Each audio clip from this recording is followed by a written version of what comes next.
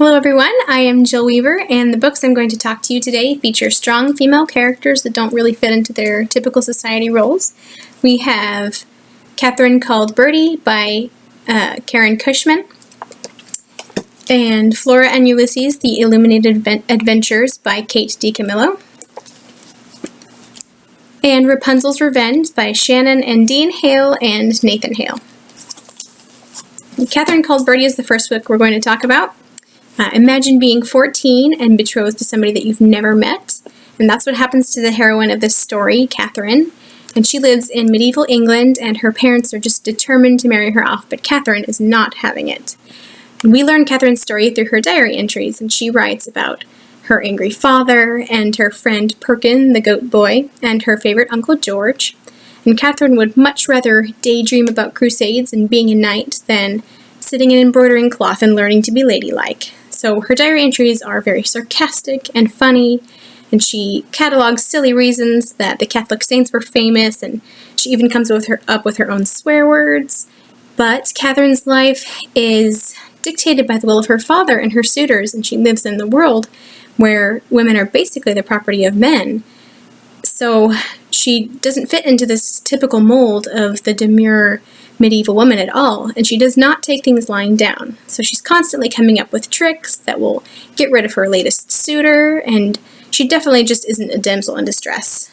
But despite her independent spirit, she still lives in this very backward world where she's required to be quiet and submissive. And this book gives you a really great feel for the daily life of a medieval girl, but also reminds you not to let your circumstances dictate your attitude, and to make your life what you want it to be with what you have. And our next book is Flora and Ulysses. And Flora is very like Catherine in that she feels her family's expectations of her don't really match her own wishes. And she likes comic books and horror stories, but her mother writes sappy romance novels. And she feels that her greatest nemesis in life is a table lamp that's in the shape of a shepherdess. But her life changes one day when she meets a squirrel named Ulysses. And this book is full of all kinds of crazy hijinks that are really fun, like Ulysses gets in trouble in a donut shop. And it has some really great characters. Flora's father is really submissive and overly careful. And he has a neighbor who is a philosopher, and she's from the fictional country of Blundermeeson.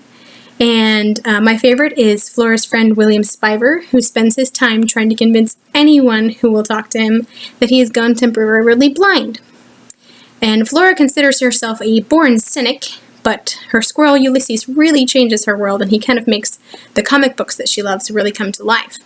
And this book is really a nice quick read. It's got illustrations in it by K.G. Campbell, and they will make you laugh out loud. They're very funny.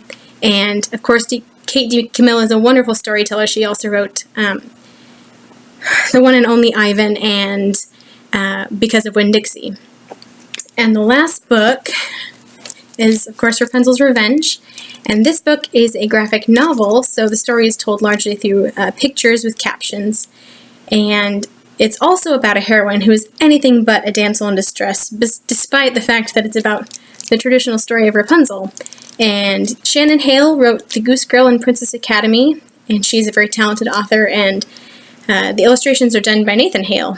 And so this story is a mix of the traditional Rapunzel tale and kind of the Old West. And Rapunzel, of course, lives with Mother Gothel until one day she sneaks outside the walls of the compound that they live in and discovers that Mother Gothel is not very nice. She's a cruel landowner who uses magic to intimidate people and control people. So she really sets off on her own to find her own way.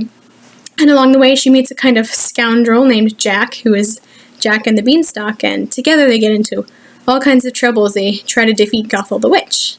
And it's really cool to see this kind of cowboy art and the setting of the Old West mixed with the magic and fairy tales of the original Rapunzel story. And instead of being rescued by a prince, Rapunzel uses her own smarts and her own courage and, yes, her long, long hair to solve her problems. So if you really like this one, you should actually get the next book. There's a sequel. It's called Calamity Jack, and it's about Jack's backstory. So, if you're looking for a few good stories about some women who really take control of their own destinies, you should go to your local librarian and find Catherine Called Birdy, Flora and Ulysses, and Rapunzel's Revenge.